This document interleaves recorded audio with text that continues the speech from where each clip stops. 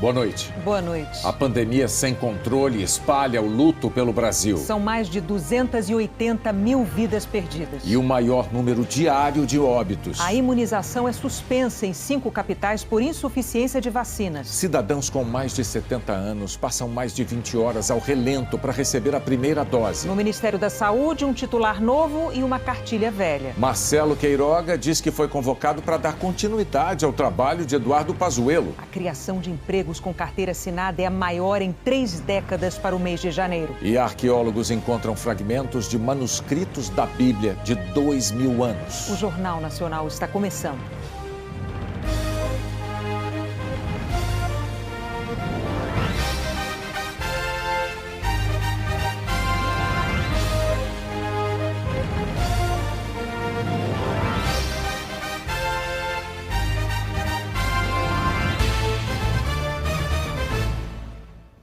Hospitais privados pediram hoje à Prefeitura de São Paulo o empréstimo de leitos de UTI para tratar de pacientes com Covid. O estado bateu um novo recorde de mortes pela doença. O estado de São Paulo nunca registrou um número tão alto de mortes num prazo tão curto nessa pandemia.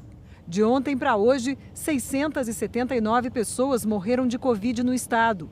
Quase 25 mil doentes estão internados. 67 municípios atingiram os 100% de ocupação nas UTIs. São Carlos é um deles. Ontem, na Santa Casa, os médicos tentavam tranquilizar um homem de 30 anos que precisava ser entubado. Faz 20 dias que ele descobriu que a mulher está grávida. O medo é não conhecer o filho. Vamos fazer de tudo, vai dar tudo certo, tá? Não quer conhecer o filho. Vai, tá? O médico que o atendeu é o Luiz Oliveira, nefrologista e intensivista. Outras patologias estão paradas, né?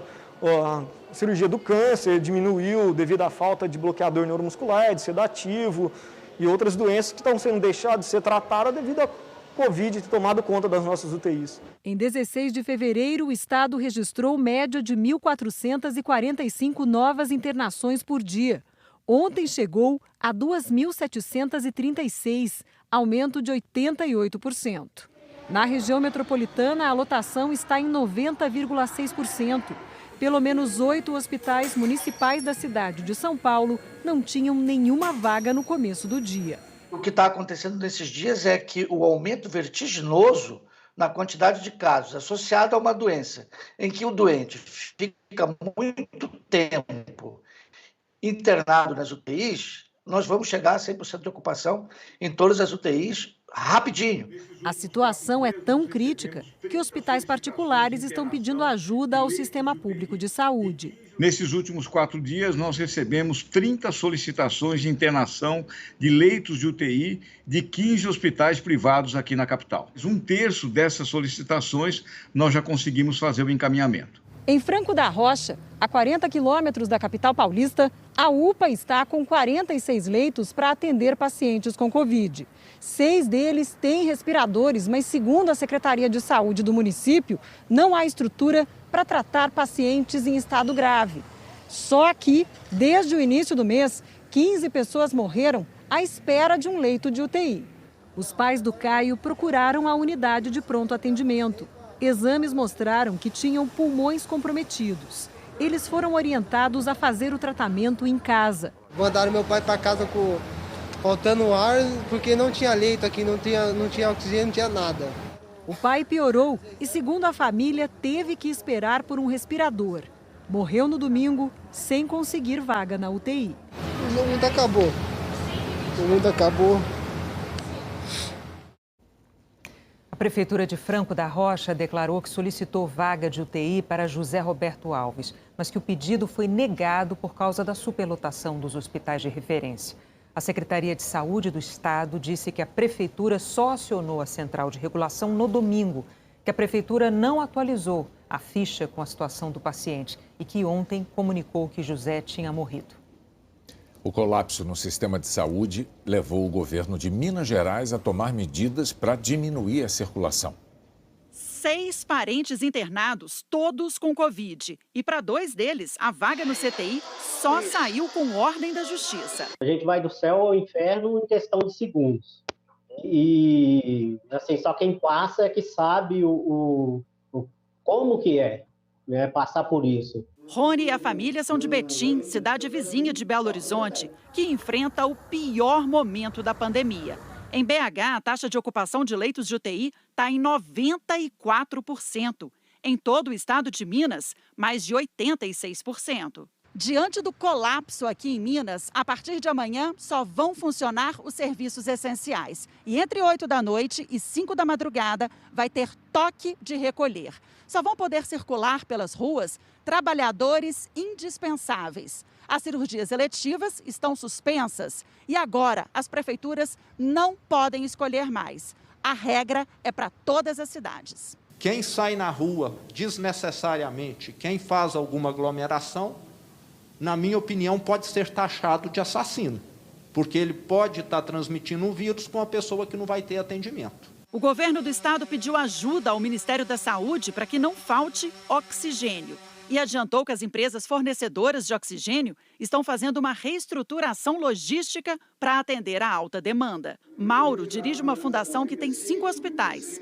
16 pessoas estão esperando por um leito. Nós não temos mais espaços para colocarem mais pacientes e mesmo se houvesse algum espaço, a gente tem uma dificuldade enorme hoje de RH. Tanto médico, enfermagem e demais equipe multiprofissional para prestar assistência nesses leitos. No Paraná, estão acabando os medicamentos para intubação de pacientes. No depósito, um vazio que preocupa. O Centro de Medicamentos do Paraná monitora 63 hospitais públicos e calculou que, na maioria dessas unidades, os bloqueadores neuromusculares, usados para intubar pacientes, são suficientes para mais 2 dias. Um desses bloqueadores musculares fica armazenado aqui nessa câmara fria. Da semana passada, o estoque do medicamento estava mais ou menos nessa altura aqui, ó. Agora, restam apenas 2 caixas com 12 frascos cada uma. A quantidade de sedativos e analgésicos também só dá para mais uma semana. O governo do estado tenta recompor os estoques, mas diz que enfrenta dificuldades porque, nesse momento da pandemia, há uma corrida por esses medicamentos. Nós tivemos ao longo dos últimos 30 dias, eu posso afirmar aí, um aumento de 400%, 500% na utilização desses medicamentos. É uma preocupação constante, momento dramático. Os hospitais de todo o Paraná estão perto do limite de ocupação. Mais de 1.300 pessoas esperam por um leito. Quase metade precisa de UTI. Segundo a Fiocruz, é crítico o nível de ocupação de UTIs para Covid na maior parte do Brasil. Em 24 estados e no Distrito Federal, a taxa de ocupação é de 80% para cima. Em 15 estados e em 19 capitais, o índice passa de 90%. E tem um número que ajuda a entender essa situação. O Imperial College de Londres calculou que cada 100 brasileiros com o vírus contaminam outros 123. Hoje o Brasil ultrapassou as 282 mil mortes pela pandemia e bateu um novo recorde no registro de óbitos em 24 horas. O Alan Severiano traz para a gente os números atualizados pelo consórcio de veículos de imprensa. Alan, boa noite. Boa noite, Bonner. Boa noite, Renata. Boa noite a todos. Olhando os números, a gente se pergunta onde é que nós vamos parar. O Brasil registrou 2.798 mortes nas últimas 24 horas. Assim, 282.400 pessoas já perderam a vida para a Covid. Para vocês terem uma ideia da velocidade da pandemia, no dia 10 de março, o Brasil passou de 270 mil mortos. Ou seja, de lá para cá, em apenas 6 dias, foram 11.483 mortes, totalizando agora mais de 280 mil vítimas. De ontem para hoje, 84.124 novos casos foram confirmados e o total subiu para 11.609.601. A média de novos casos está em 69.226 por dia, aumento de 22% em 2 semanas. Tendência de alta também na média diária de mortes, que bateu recorde pelo 18º dia seguido. São, em média, 1.976 mortes por Covid por dia, 48% de aumento em 2 semanas. No mapa, a situação da pandemia pelo país, com alta na média de mortes em vermelho, aparecem 22 estados e o Distrito Federal. Goiás e Sergipe tiveram as maiores altas. Em amarelo, com estabilidade, 2 estados, Roraima e Bahia. E também 2 estados com queda na média de mortes, Amazonas e Rio de Janeiro, que aparecem em azul. Vamos destacar a situação de alguns estados. São Paulo, como a gente viu, teve recorde de mortes de ontem para hoje e a média também bateu recorde, está em 400 mortes por dia, aumento de 51% em 2 semanas. Em Santa Catarina e no Rio Grande do Sul, os gráficos mostram uma trajetória parecida, com altos e baixos durante a pandemia e uma disparada de mortes agora. A média é de 113 mortes por dia em Santa Catarina e olha só a curva do Rio Grande do Sul, 253 mortes por dia. Em Mato Grosso e na Paraíba, os números são menores, mas os gráficos também mostram o pior momento da crise agora. A média diária de óbitos é de 55 em Mato Grosso e de 41 na Paraíba. Agora, o ritmo da vacinação. 307.306 pessoas receberam a primeira dose nas últimas 24 horas. Assim, o total de vacinados no Brasil com a primeira dose é de 10.389.077 pessoas. Isso corresponde a 4,91% da população. A segunda dose foi aplicada em 3.791.197 pessoas, 1,79% da população. 23 estados e o Distrito Federal atualizaram os dados da vacinação hoje. Os que mais vacinaram, você sabe, aparecem em azul mais escuro.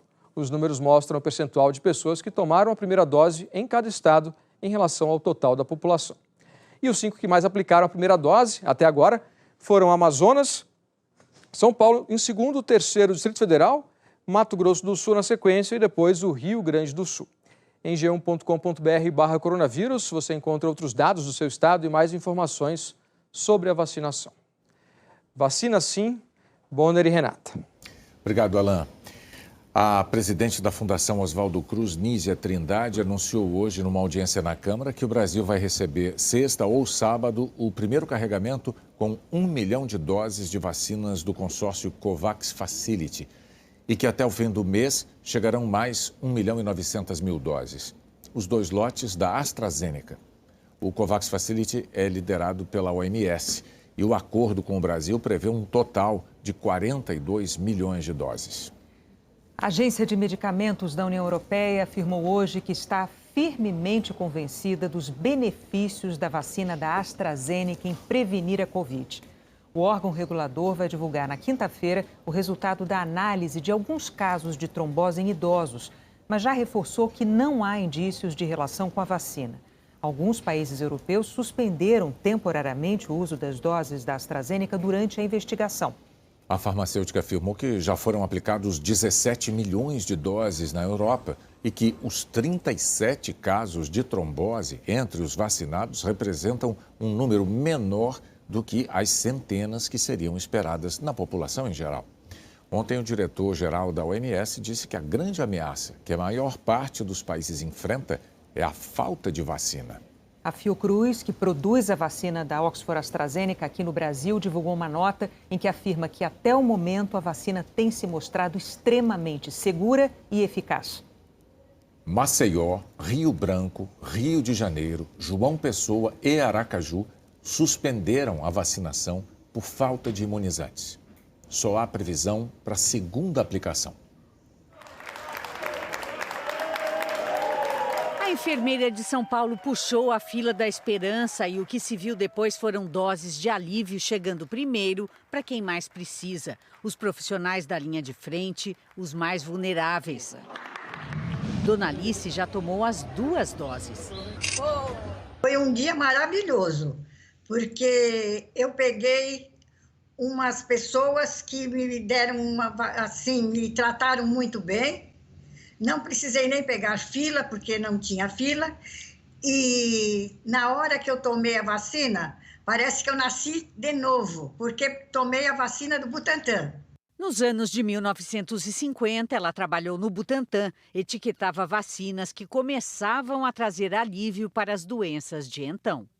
Eu achei que a vacina foi assim uma glória para a ciência, para tudo, porque radicou muita epidemia que teve aqui. A humanidade levou séculos para desenvolver as primeiras vacinas. A da varíola, que causava devastação desde a antiguidade, só chegou em 1796. O imunizante contra a pólio, também uma doença muito antiga, demorou 5 anos para começar a ser testado na década de 1950. Esse olhar para a história torna ainda mais fascinante o que os cientistas conseguiram agora. Em menos de 6 meses de pandemia, já tínhamos vacinas capazes de proteger contra a doença grave e mortes por Covid. E para honrar esse esforço dos pesquisadores pela vida, mais do que nunca é preciso ter pressa. Países que foram rápidos nas encomendas e diversificaram os fornecedores conseguiram acelerar a proteção de seus povos contra a Covid. As Ilhas Seychelles são as campeãs. Já vacinaram 63% da população. Logo atrás vem Israel, com quase 60%. Reino Unido, com 37%, Chile, 26%, Bahrein, com 22% e Estados Unidos, com 21% da população vacinada com pelo menos uma dose. O Brasil está lá embaixo no ranking. Ao todo, são 49 países na nossa frente, segundo o levantamento realizado pelo jornal The New York Times. Os números do consórcio de veículos de imprensa mostram que os 10 milhões de vacinados representam menos de 5% de toda a população. O percentual é ainda menor se considerarmos quem recebeu as 2 doses da vacina, ou seja, ainda estamos longe do necessário para interromper a transmissão da doença. Estudo da Fiocruz mostra que, se continuarmos com esse ritmo de vacinação, só conseguiremos imunizar toda a população em 2024. O epidemiologista Diego Xavier critica a falta de planejamento e diz que é urgente comprar mais vacinas e estabelecer uma meta diária.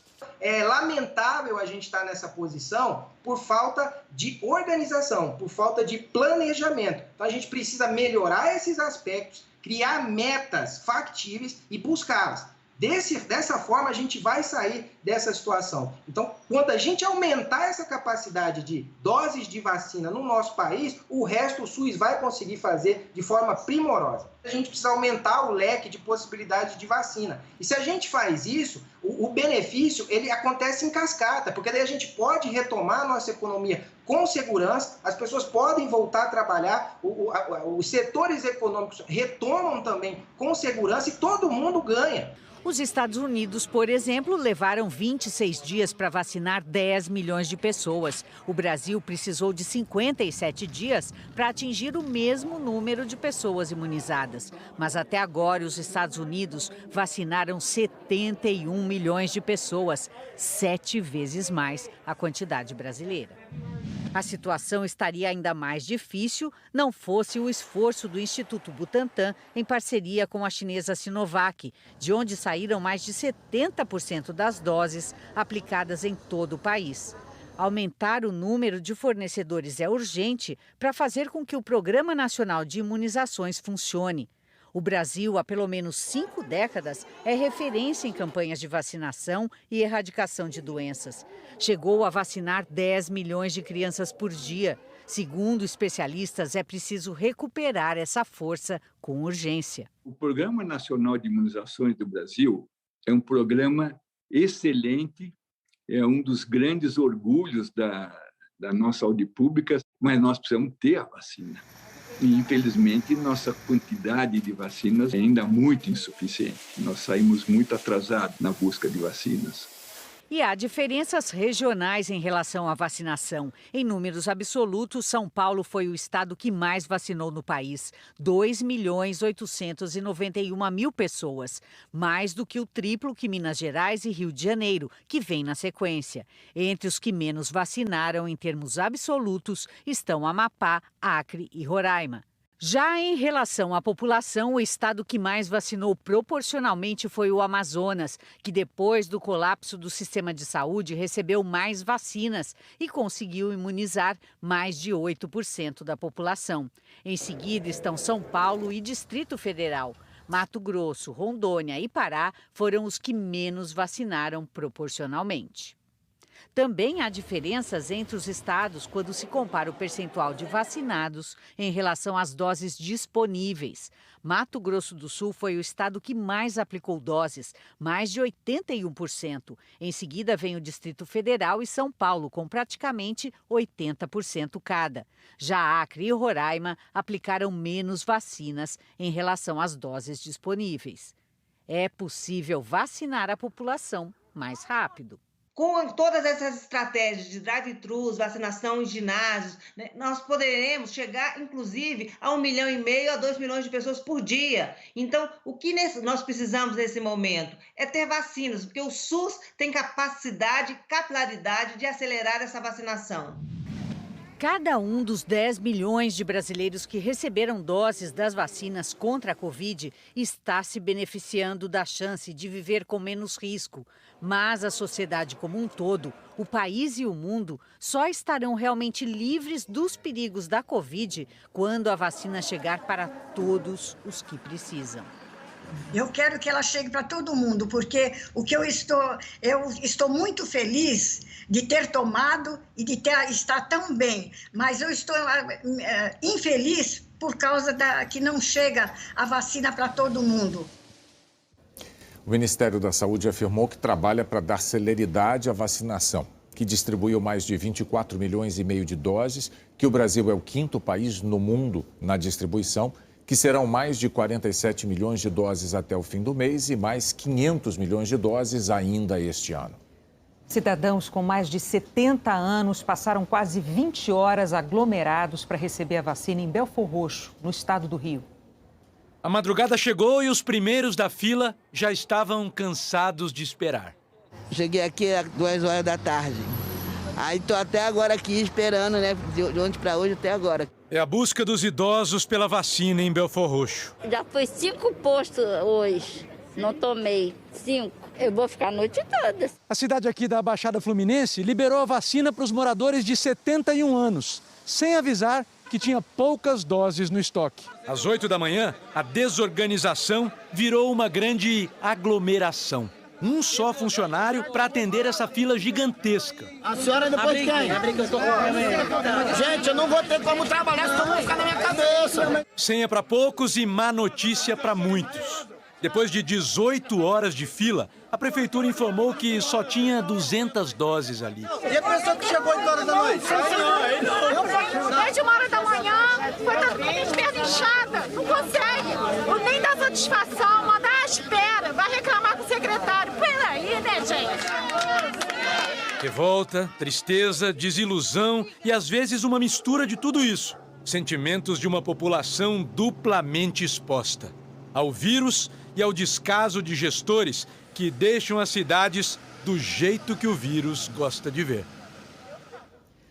Depois do tumulto, a Prefeitura de Belfor Roxo suspendeu a vacinação da primeira dose e afirmou que o aumento da procura foi por falta de vacina em outras cidades da região.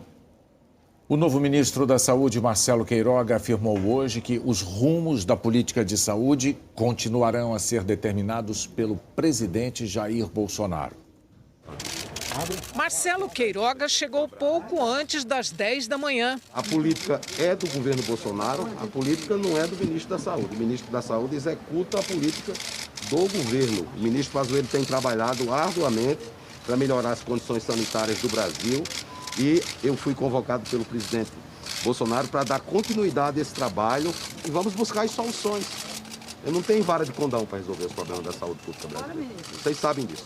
Marcelo Queiroga não quis responder sobre as polêmicas do governo Bolsonaro no enfrentamento da pandemia. Lockdown, isolamento social, vacinação e cloroquina. As minhas posições a respeito desse tema são públicas.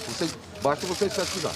A Sociedade Brasileira de Cardiologia, da qual Queiroga é presidente, publicou manifestação contrária ao uso de cloroquina e hidroxicloroquina logo após a adoção de protocolo pelo Ministério da Saúde sobre o uso dos medicamentos, por entender que não há respaldo científico. Também no ano passado, em entrevista à Globo News, Queiroga defendeu o isolamento social. É uma medida recomendada pelas autoridades sanitárias de uma maneira homogênea, né? Queiroga passou o dia no ministério. Na saída, ele e Pazuello fizeram um pronunciamento em conjunto, sem responder perguntas. Pazuello anunciou a entrega de 5.600.000 doses de vacina do Butantan e da Fiocruz ainda esta semana. E reforçou o que o sucessor disse mais cedo, que a atual política do Ministério será mantida. Não é uma transição, é um só governo. Continua o governo Bolsonaro, continua o ministro da Saúde. Queiroga pediu união de todos e defendeu medidas com base na ciência. No momento, vivemos uma nova onda da pandemia, com muitos óbitos, que é preciso melhorar a qualidade de assistência. Uma agenda muito grande, é uma agenda que vai necessitar uma união da nação, não é ministro Pazuello?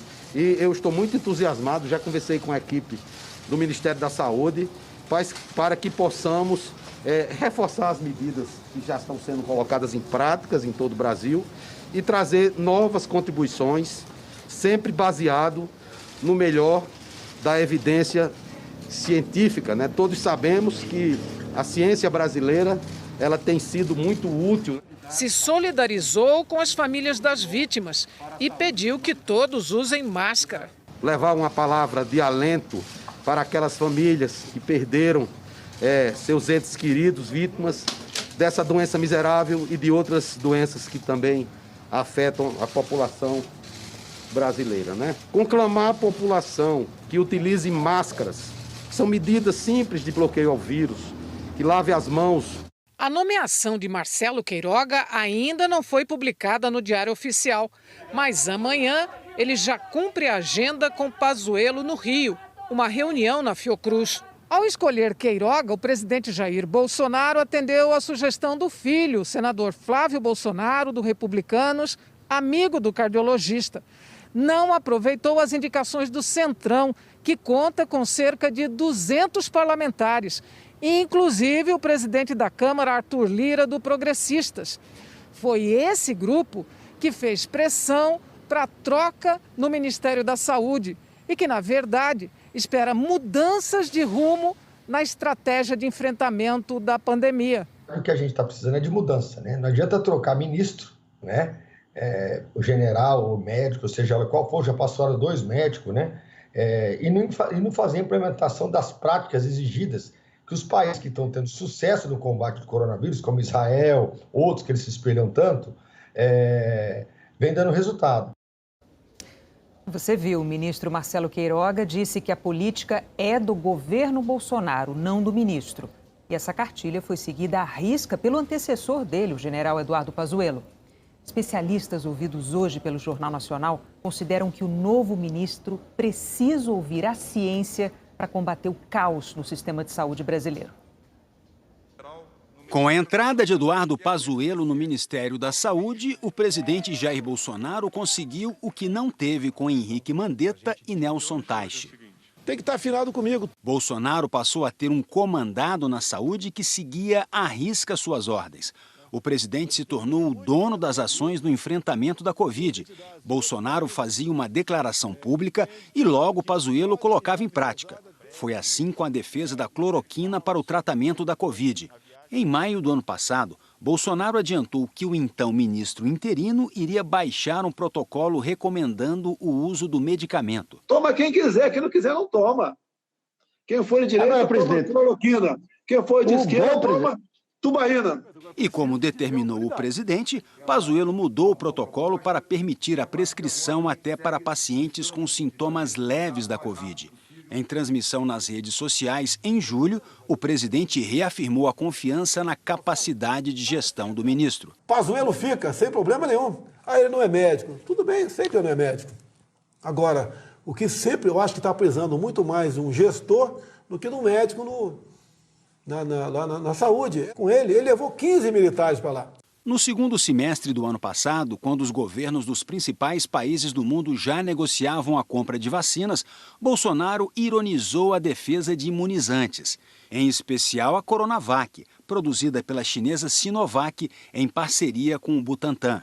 Em 20 de outubro, durante uma reunião com governadores, Pazuello indicou um novo rumo para as negociações. sob pressão de governadores, anunciou a compra de 46 milhões de doses da Coronavac. A vacina do Butantan será uma vacina brasileira. Então, nós já fizemos uma carta em resposta ao ofício do Butantan, e essa carta ela é o compromisso da aquisição das vacinas que serão fabricadas até o início de janeiro, em torno de 46 milhões de doses, e essas vacinas servirão para nós iniciarmos a vacinação ainda em janeiro. Mas foi desautorizado por Bolsonaro no dia seguinte. Já mandei cancelar, por exemplo, sou eu, não abro mão da minha autoridade, até porque estaria, comprando uma vacina que ninguém está interessado por ela, a não ser nós. Não sei se o que está envolvido nisso tudo é o preço vultoso que vai se pagar para essa vacina, para a China. Depois da reprimenda, Pazuello explicou as regras de sua relação com o presidente. Senhores, é simples assim. Um manda e o outro obedece. Bolsonaro disse a apoiadores que o país poderia ficar tranquilo porque os laboratórios viriam atrás do Brasil. O Brasil tem 210 milhões de habitantes, então o mercado consumidor de qualquer coisa é enorme. Os laboratórios não tinham que estar interessados em vender para a gente? Por que eles, então, não apresentam documentação na Anvisa? O pessoal diz que eu tenho que ir atrás. Não. Quem quer vender, se eu sou vendedor, eu quero apresentar. O mesmo tom otimista adotado pelo subordinado. Em janeiro, que é agora, e começo de fevereiro, vai ser uma avalanche de laboratórios apresentando propostas, porque são 270 iniciativas no mundo produzindo vacinas. Mas as vacinas não vieram nessa proporção. O contrato com a Pfizer, por exemplo, só foi fechado ontem, depois de negociações que se arrastaram desde agosto do ano passado. Um dos entraves foram os termos do contrato do laboratório, que não agradaram Bolsonaro. O ano passado ainda, alguns falam, deveria ter contratado a Pfizer em 2020. Você leu, você critica, leu o contrato? Cláusula ali, que os advogados chamam de leoninas. Para mim é draconiana. Como, por exemplo, não nos responsabilizamos por qualquer efeito colateral. Pazuello seguiu na mesma linha. Todos já sabem das cláusulas da Pfizer, eu acho que não preciso repetir, mas eu vou ser sucinto. Isenção completa de responsabilidade por efeitos colaterais, de hoje ao infinito. Simples assim. Além da defesa das vacinas, o mundo pregava o uso de máscaras e o isolamento social. Já Bolsonaro provocava aglomerações, quase sempre sem máscara. Pazuello também não contrariou o presidente. Faltaram campanhas defendendo medidas preventivas. E sob o comando dele, o Ministério da Saúde não fez campanhas nacionais defendendo medidas preventivas. A obediência de Pazuello rendeu muitos elogios do presidente. Um dos mais enfáticos veio em janeiro, quando Manaus enfrentava um aumento dramático de internações e mortes pela falta de oxigênio. Documentos obtidos pelo Ministério Público indicam que 31 pessoas morreram por falta do insumo nos dias 14 e 15 de janeiro. O ministro passou a ser investigado. O presidente manteve os elogios. Trabalho excepcional do Pazuello, tremendo no gestor. E essa investigação? A investigação é pequenos partidos de esquerda procuram o Supremo para tudo. Agora pode investigar o Pazuello, não tem problema nenhum, uma omissão. Ele trabalha de domingo a domingo, vira à noite. Eu duvido que com outra pessoa, teria sido a resposta que ele está dando. Ontem, pouco antes de ser demitido, Pazuello tentou se livrar da responsabilidade pela falta de oxigênio em Manaus. Eu faço primeiro uma pergunta a todos os brasileiros. O que o Ministério da Saúde tem a ver com produção, transporte, distribuição e logística de oxigênio? Depois vocês têm que perguntar aí a vocês mesmos, tá? O que o Ministério da Saúde tem a ver com isso? Então é de uma incapacidade para lidar com o que ele foi colocado lá e era sua obrigação, que é assustadora. Se não for o Ministério da Saúde, quem será, não é?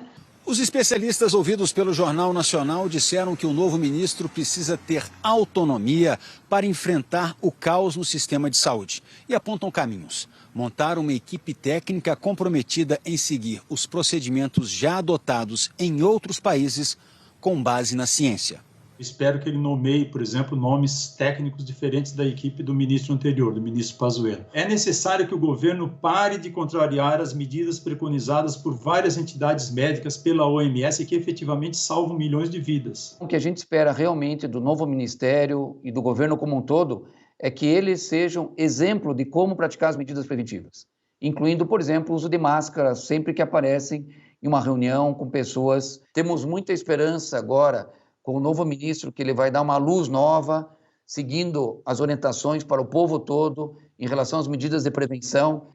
Os especialistas também afirmam ser essencial uma coordenação nacional que trabalhe sem nenhum viés político em parceria com todos os estados e municípios, além de organizar campanhas permanentes em defesa de medidas preventivas e de vacinação em massa. Que tenha uma campanha contundente sobre esses 3 princípios: uso de máscara, distanciamento social e higienização da mão. Espero que o convite de um médico capacitado, né, uma pessoa que tem um histórico muito bom dentro da medicina, de formação sólida, que essa pessoa ela possa seguir de fato o que ela conhece sobre a saúde. O que todos nós esperamos é que nesse momento, né, o novo ministro tenha carta branca na condução desses protocolos para combater a pandemia da Covid-19, que consiga, inclusive, contrariar essa postura negacionista do presidente. Porque, na minha opinião, não adianta trocar nomes e seguir fazendo uma gestão de continuidade. A seguir, o senador Flávio Bolsonaro sofre 2 derrotas no STJ sobre o caso das rachadinhas.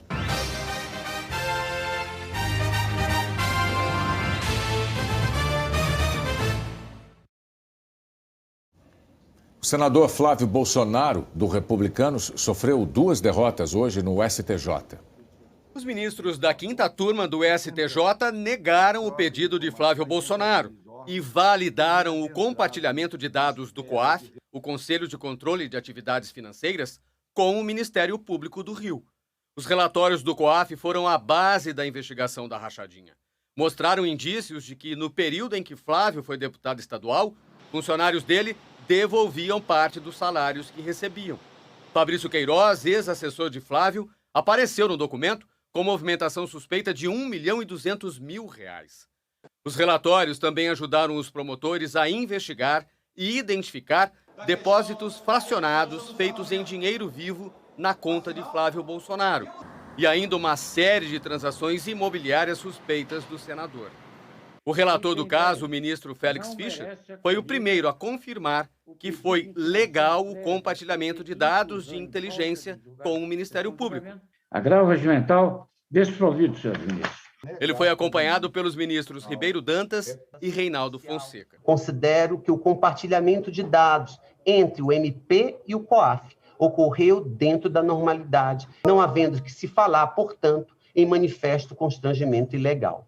Ficaram derrotados os ministros Joel Ilan Pacioni e João Otávio Noronha, que votaram a favor de Flávio. A mera aprovação de decisão de quebra de sigilo fiscal e bancário em momento posterior não teria o condão de validade e licitude do compartilhamento de informações sigilosas havido entre o COAF e o Ministério Público do Rio de Janeiro. Na sequência, os ministros também consideraram válidas as decisões do juiz Flávio Itabaiana, que cuidou do caso das rachadinhas até o senador ganhar na justiça direito ao foro privilegiado e o processo passar para a 2ª instância. O placar foi o mesmo, 3-2. As 2 decisões podem dar um novo ânimo às investigações. No mês passado, essa mesma turma do STJ anulou, por 4-1, a quebra dos sigilos fiscal e bancário do senador, que tinha sido autorizada pelo juiz Flávio Itabaiana. Isso impede que as provas obtidas a partir da quebra de sigilo sejam consideradas. Ontem, a PGR recorreu ao Supremo Tribunal Federal para tentar fazer valer de novo essas provas. Agora, depois do julgamento de hoje, os relatórios que deram origem à investigação permanecem válidos e os promotores também poderão pedir à Justiça outras medidas para embasar a denúncia já apresentada. Flávio Bolsonaro e outras 16 pessoas foram denunciadas por peculato, lavagem de dinheiro e organização criminosa. Flávio Bolsonaro chegou a anunciar uma entrevista coletiva hoje em Brasília para falar sobre os julgamentos que envolviam o caso dele. Mas depois do resultado, a assessoria do senador informou que a entrevista estava cancelada. O STJ ainda fez mais um julgamento que envolve o senador hoje. A quinta turma revogou a prisão de Fabrício Queiroz, considerado o operador da rachadinha, e da mulher dele, Márcia Aguiar. Mesmo com a decisão, os dois vão continuar em prisão domiciliar por causa de uma decisão anterior do ministro Gilmar Mendes, do STF. O advogado Frederico Wassef disse que vai recorrer ao STF, que Flávio Bolsonaro passou a ser oficialmente investigado em março de 2019, mas que 8 meses antes já havia troca de informações entre o COAF e o Ministério Público. Outro advogado do senador, Rodrigo Rocha, disse que o foro especial de Flávio Bolsonaro não foi respeitado. O advogado Paulo Emílio Catapreta disse que a decisão do STJ, que libera da prisão o cliente dele, Fabrício Queiroz, tem efeitos imediatos. A Polícia Federal abriu inquérito para investigar Jair Renan Bolsonaro, filho mais novo do presidente. O inquérito foi aberto a pedido do Ministério Público Federal após uma denúncia de possível tráfico de influência e lavagem de dinheiro contra Renan Bolsonaro, feita por parlamentares de oposição ao governo. A informação foi publicada pela Folha de São Paulo e confirmada pela TV Globo. O objetivo é investigar o filho de Bolsonaro e a suposta atuação da empresa dele junto ao governo federal. A Bolsonaro Júnior Eventos e Mídia foi criada no final do ano passado e a festa de inauguração do escritório, que ocupa uma sala no estádio Mané Garrincha, em Brasília, teve cobertura de fotos e vídeos feita de graça por uma produtora que prestava serviços para o governo federal. Nas redes sociais da empresa do filho do presidente, há fotos de 2 peças de mármore que decoram o escritório. A empresa Gramazini, do ramo de mineração e construção, foi marcada nessa publicação. E um dos sócios da Gramazini foi à festa de inauguração da empresa de Renan. Um parceiro comercial do filho do presidente, Alan Lucena, que dividia o escritório com ele, disse que ganhou um carro elétrico da empresa Neon Motors, ligada a esse mesmo grupo empresarial, como revelou o jornal O Globo. Nesse vídeo, Alan Lucena aparece saindo do carro que, segundo ele, foi doado pelas empresas Gramazini e Grupo WK. Neste vídeo, publicado em uma rede social de uma empresa envolvida na doação, é possível ver Renan caminhando no pátio de uma empresa de granito do grupo no Espírito Santo. Ao fundo aparece um carro como que foi doado ao parceiro do filho do presidente. Segundo a denúncia, que agora será apurada pela Polícia Federal, em novembro do ano passado, o filho do presidente, Renan Bolsonaro, teria atuado para que o grupo empresarial conseguisse 2 reuniões no Ministério do Desenvolvimento Regional para falar sobre um projeto de construção de casas populares. De acordo com o Ministério do Desenvolvimento Regional, as reuniões foram marcadas a pedido de um assessor especial do presidente da República, Jair Fonseca. Renan Bolsonaro e o parceiro comercial dele, Alan Lucena, participaram pessoalmente das 2 reuniões no Ministério ao lado de empresários, um deles da Gramazini, em novembro do ano passado. Em uma delas, o ministro Rogério Marinho estava presente. Na agenda pública, só o nome do assessor da presidência aparece e não há menções ao filho do presidente ou aos empresários. Na nota, o Ministério disse que, na ocasião, técnicos do Ministério esclareceram que propostas de sistemas construtivos inovadores para a construção habitacional precisam ser avaliadas e que os proponentes foram orientados quanto aos procedimentos e etapas necessárias para tal avaliação, pré-requisito para a inclusão de moradias construídas com essas técnicas em programas habitacionais do governo federal ou para financiamento com recursos do FGTS. O Ministério também informou que Renan Bolsonaro, que conhecia o projeto previamente, participou da reunião na qualidade de ouvinte. A Polícia Federal tem agora 30 dias para fazer as primeiras diligências e entregar um relatório com as conclusões ao Ministério Público Federal. A defesa de Jair Renan Bolsonaro disse que ele não marcou reunião nem ajudou a empresa Gramazini na relação com o governo federal. Que Alan Lucena é um colega e personal trainer de Renan, que não existe relação societária entre os dois e que Jair Renan Bolsonaro não ganhou carro de presente. Alan Lucena afirmou que é amigo de Jair Renan Bolsonaro e que o ajudou na empresa nessa condição, que os dois não tinham relação comercial, contratual. que o carro foi doado ao que chamou de Projeto MOB, na base da confiança, porque o projeto ainda não tinha sido formalizado. Sobre a reunião no Ministério, declarou que ele e Renan participaram apenas como ouvintes. Os representantes do grupo Gramazini e do grupo Neon não responderam às nossas tentativas de contato. O Palácio do Planalto não quis se manifestar. Arqueólogos de Israel encontraram fragmentos de pergaminhos com textos manuscritos da Bíblia. As cavernas desses penhascos no deserto da Judéia ainda escondem segredos. Depois de usar drones para mapear centenas de buracos, arqueólogos israelenses escavaram 11 prováveis esconderijos. E na chamada Caverna dos Horrores, onde durante uma revolta contra a antiga Roma e o imperador Adriano morreram muitas pessoas, encontraram um novo tesouro arqueológico, que contém esta cesta de mais de 10 mil anos, moedas antigas e um esqueleto mumificado de uma criança datado de 6 mil anos. E o mais importante, fragmentos de texto bíblico de 2 mil anos com trechos do Antigo Testamento. Eles fariam parte dos manuscritos do Mar Morto, descobertos em 1947 por beduínos. Os manuscritos deram uma visão da sociedade e da religião judaicas antes e depois da época de Jesus.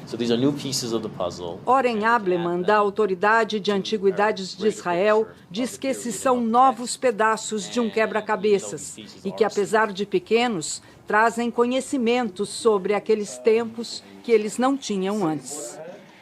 As buscas por outras partes de manuscrito foram esgotadas, até que, recentemente, pedaços de pergaminho apareceram em mercados clandestinos, provavelmente encontrados e vendidos por ladrões de antiguidades.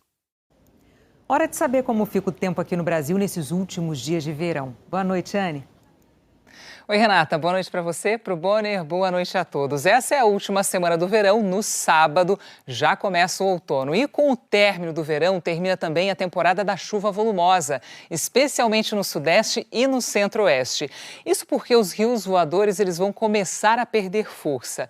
Eles são formados por toda a umidade que desce da Amazônia, passa pelo Centro-Oeste até o Sudeste.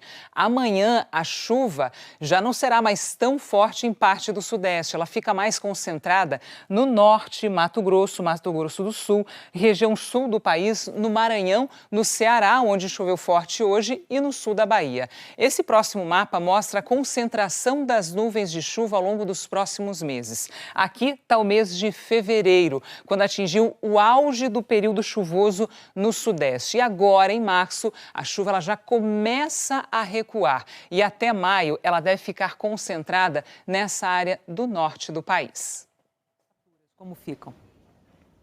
Olha, amanhã vai ser um dia bem quente em Florianópolis, onde a máxima chega aos 32 graus, que é a mesma temperatura em Rio Branco e também em Manaus. 34 graus em Palmas, Macapá e também em Cuiabá. Fortaleza, Belo Horizonte e Porto Alegre com máxima de 29 graus. Quarta-feira chuvosa em Foz do Iguaçu, no Paraná, Cerro Largo, no Rio Grande do Sul, Corumbá, Mato Grosso do Sul, Campo Grande e também em Belém. Capitais com sol e tempo firme. Brasília, com 29 graus, Vitória com 32 graus, Boa Vista 34 e 31 graus no Recife. Em todas as áreas verdes é onde o sol aparece, mas também pode chover. E o Rio de Janeiro dos 40 graus. Nesse verão teve apenas um dia de 40 graus nos termômetros. E essa semana o calor vai ser acima da média. A máxima chega aos 34 graus amanhã, na quinta-feira 35. A chuva será isolada e pode ser forte como hoje. São Paulo teve um verão mais quente que o normal e assim vai continuar. 31 graus amanhã com chuva que pode provocar alagamentos todos os dias até sexta-feira. Renata, Bonner. Obrigada, Anne. A seguir, o desafio de levar comida a quem perdeu renda na pandemia.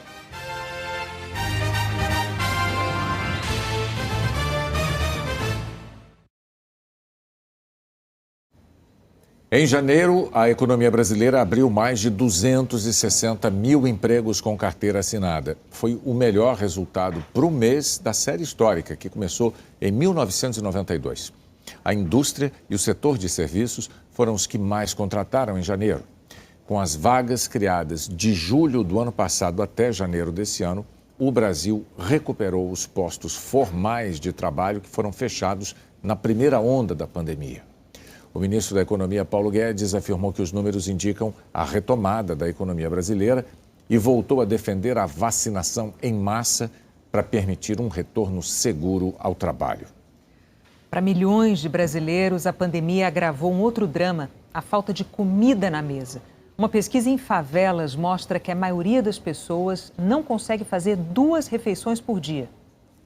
3, 4, 5... Na hora do café da manhã, tem muita gente preocupada em garantir o almoço. Estou sem se alimentar direito. Tem uns bons dias sem comer direito. Hoje mesmo nem café a gente tomou. A fila da marmita começa cedo, todos os dias, em Paraisópolis, na zona sul de São Paulo. A comunidade recolhe doações, cozinha e distribui refeições a quem não tem renda. Como é que estava a sua vida, então, quando a pandemia começou? Você estava trabalhando? Eu tinha acabado de começar numa casa. Aí aconteceu a pandemia, ela mandou ficar em casa e depois falou que não precisava ir mais não. Também foi só uma semana que eu fiquei. No início da pandemia, pessoas e empresas ajudaram com muitas doações. Paraisópolis chegou a entregar 10 mil refeições por dia. Hoje são apenas 700, porque as doações diminuíram. E para fazer essa comida chegar ao maior número possível de famílias, eles estão distribuindo hoje apenas 2 marmitas para cada família. Quem tem mais bocas do que isso para alimentar, fica numa outra fila aqui, esperando para ver se vai sobrar alguma marmita no fim. Tem dias que a gente só consegue oferecer ou macarrão com alguma coisa, às vezes não tem feijão, não tem arroz, carne, praticamente é muito difícil conseguir ter carne, ter proteína. Então aqui a gente precisa um pouco de tudo para manter essas marmitas funcionando. E muitas famílias na semana passada voltaram sem a marmita, sem a comida, porque não tinha o suficiente. São menos refeições, exatamente quando a pandemia se agrava, a economia fecha de novo, os alimentos estão bem mais caros e o auxílio emergencial não está mais sendo pago. Célia está catando latinhas, mas até isso está difícil. Que antigamente você achava bastante, agora não acha não, porque é muita gente catando. A latinha virou ouro. Uma pesquisa feita em favelas de todo o país mostra que para 71% das famílias, a renda caiu a menos da metade durante a pandemia. 82% dos entrevistados disseram que, sem doações, não conseguem alimentar a família. Essas pessoas estão sobrevivendo com menos de 2 refeições por dia, em média. Tem dia que eu só almoço, tem dia que eu não janto. Como é que o senhor passou daí o fim de semana? Passei sem comer, passei 2 dias sem comer. Passei sábado e domingo sem comer nada, só bebi só café, porque café tinha em casa e eu acabei tomando café. E na minha casa só tem água na geladeira, não tem nada para comer em casa. O presidente do instituto que fez a pesquisa lembra que nas favelas do Brasil moram muitos trabalhadores que dependem do que ganham dia após dia com trabalhos que são presenciais. Justamente essa parcela da população aqui não tem emprego formal, não trabalham em profissões onde o home office é permitido. São pessoas que, não tendo alternativa para alimentar a sua família, estão tendo que sair de casa, se expondo a um risco muito maior de serem contaminados. Hoje, 1 ano depois da pandemia, a situação é ainda pior. Em outro ponto de São Paulo, Heliópolis também prepara refeições e distribui na hora do almoço. Mas no fim do dia, outras centenas de pessoas vão atrás de mais comida, que nem sempre tem. Agora são 5h05 da tarde e as famílias estão aqui, ó. O pessoal procurando, de alguma forma, cesta básica, marmitex. Eu não sei o que essas pessoas estão fazendo para comer. Hoje eu deparei com o caso de uma pessoa que falou assim, olha, eu vou dividir meu marmitex com o meu vizinho. Como que você fala para um pai, para uma mãe, ou mesmo o pai e a mãe fala para o seu filho, olha, espera que vai chegar o auxílio emergencial. Se a fome é agora, se precisa alimentar essas pessoas agora, nesse momento. Na página do Jornal Nacional você encontra informações sobre como ajudar entidades como essas. A todas as famílias enlutadas na pandemia, o nosso respeito, a nossa solidariedade.